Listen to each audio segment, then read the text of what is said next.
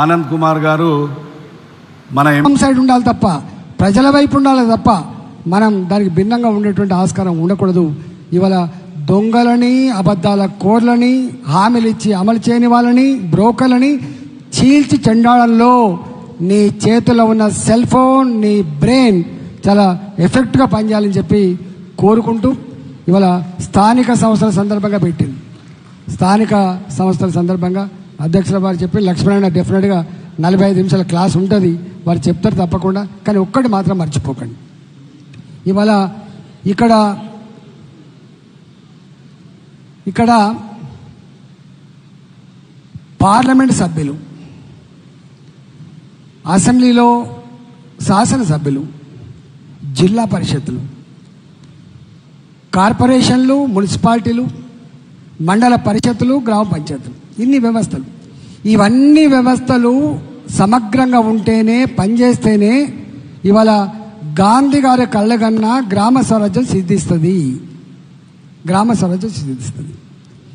ఇంకా గమ్మతైన విషయం ఏంటంటే, ఏ ఆర్టికల్ 73 అండ్ 74 స్థానిక సంస్థలకి అధికారులు కట్టబెట్టకుండా స్థానికంగా ఉండే గ్రామ పంచాయతీ సచివాలయాలు పనిచేయకపోతే ఇవాళ అభివృద్ధి సమగ్రం జరగదని చెప్పిండ్రో, ఇవాళ కాంగ్రెస్ పార్టీ గిన్ని రోజుల అధికారం వచ్చి అన్ని వ్యవస్థలు, జిల్లా పరిషత్తులు లేవు, మండల పరిషత్తులు లేవు, గ్రామ సచివాలయాలు లేవు, మున్సిపాలిటీలు లేవు, అక్కడక్కడ కార్పొరేషన్ కూడా లేని పరిస్థితులలో ఇప్పటికి కూడా ఎన్నికలు పెట్టడానికి ఎందుకు జంకుతా ఉంది అంటే, జంకడానికి రెండు కారణాలు ఉన్నాయి.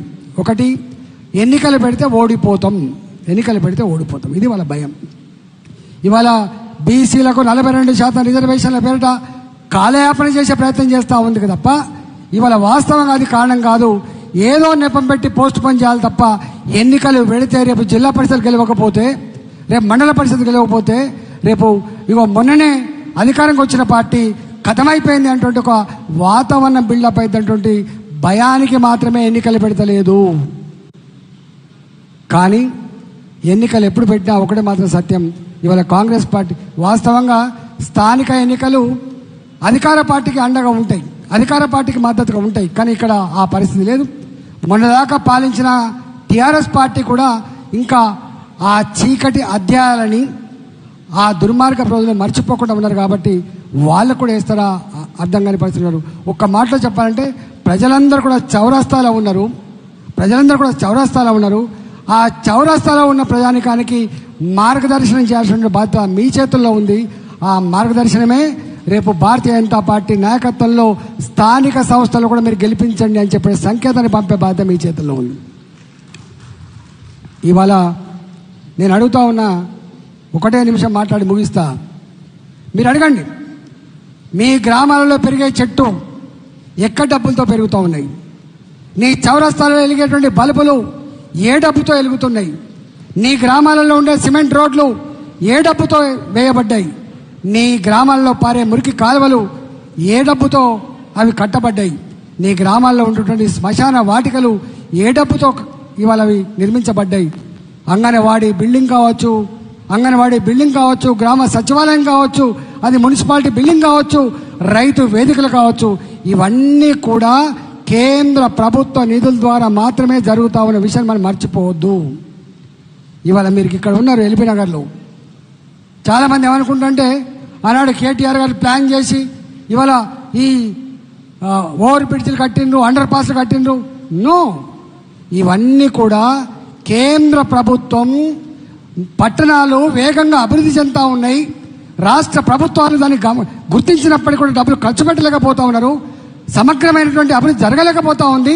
కేంద్రమే పూనుకొని చేయాలని చెప్పి ఇవాళ హైదరాబాద్లో కొంపల్లి రూట్లో కావచ్చు, అది ఉప్పల్ రూట్లో కావచ్చు, అది ఎల్బీ నగర్ రూట్లో కావచ్చు, అది ఆరాం గారి రూట్లో కావచ్చు, ఇవన్నీ కట్టినవన్నీ కూడా కేంద్ర ప్రభుత్వ నిధులు మాత్రమే.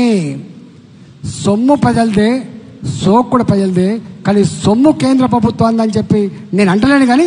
కానీ చెప్పుకునేది మాత్రం ఆనాడు టీఆర్ఎస్ పార్టీ చెప్పుకున్నది, ఇవాళ చెప్పుకున్నది కాంగ్రెస్ పార్టీ చెప్పుకుంటా ఉంది. గిదీని మీద చర్చ జరగాల్సిన సక్కర ఉన్నది. స్థానిక సంస్థలలో భారతీయ జనతా పార్టీకి ఓట్లు ఎందుకు వేయాలంటే, స్మార్ట్ సిటీస్,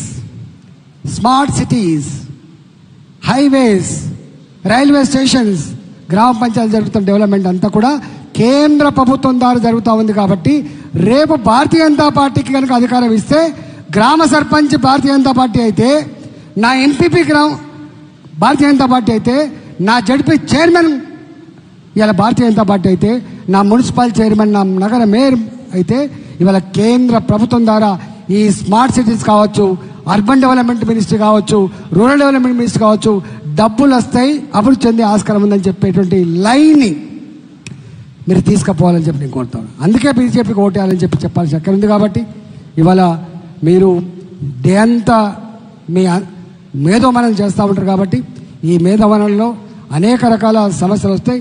మీరు మాట్లాడేటువంటి మంచి కంటెంట్ని అందరికీ పంపించే ప్రయత్నం తప్పకుండా చేయాలని చెప్పి కోరుకుంటూ మీ అందరికీ ధన్యవాదాలు తెలుస్తూ తెలుసుకున్న.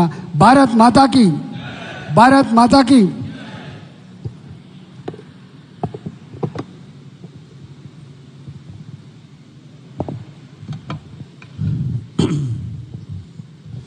ధన్యవాదాలు రాజేంద్ర గారు, మీ అమూల్యమైన